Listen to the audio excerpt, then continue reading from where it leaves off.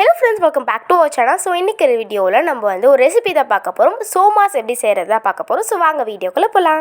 First இது செய்யறதுக்கு 1 cup அளவுக்கு மைதா சேர்த்துக்கிறேன். அது கூட வந்து உப்பு, அப்புறமா 2 டீஸ்பூன் அளவுக்கு நெய் சேர்த்துக்கிறேன்.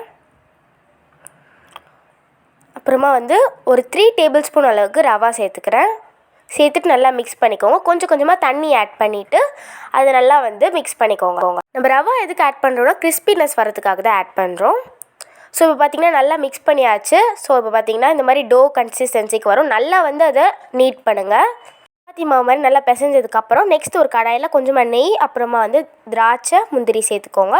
சேர்த்துட்டு வறுத்துட்டு நெக்ஸ்ட்டு 3 டேபிள் ஸ்பூன் அளவுக்கு ரவை சேர்த்துக்கலாம்.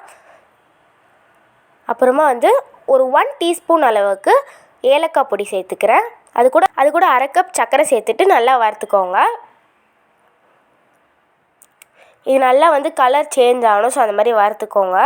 நல்லா வறுத்ததுக்கப்புறம் ஸ்டவ் ஆஃப் பண்ணிவிட்டு பொட்டுக்கடலை பவுடரை வந்து ஆட் பண்ணிக்கலாம். இது பார்த்திங்கன்னா நான் ஒரு அரை கப் அளவுக்கு சேர்த்துருக்கேன்.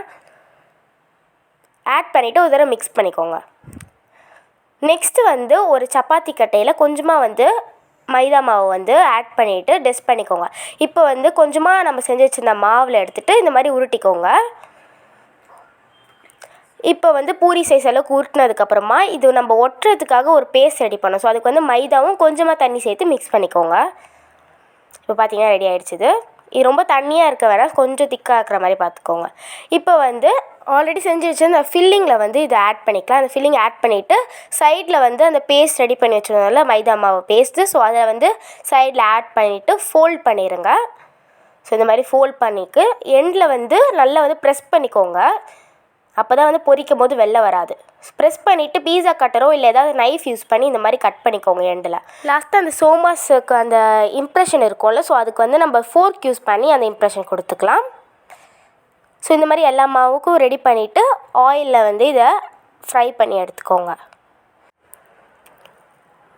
ஸோ இதோடைய கலர் பார்த்திங்கன்னா இந்த மாதிரி ஆனதுக்கப்புறம் இதை வந்து எண்ணெயிலேருந்து எடுத்துக்கோங்க.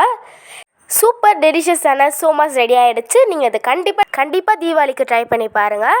அவ்வளோதான் இந்த வீடியோ உங்களுக்கு பிடிச்சிருந்தா லைக், ஷேர், சப்ஸ்கிரைப் பண்ணுங்கள். பாய்.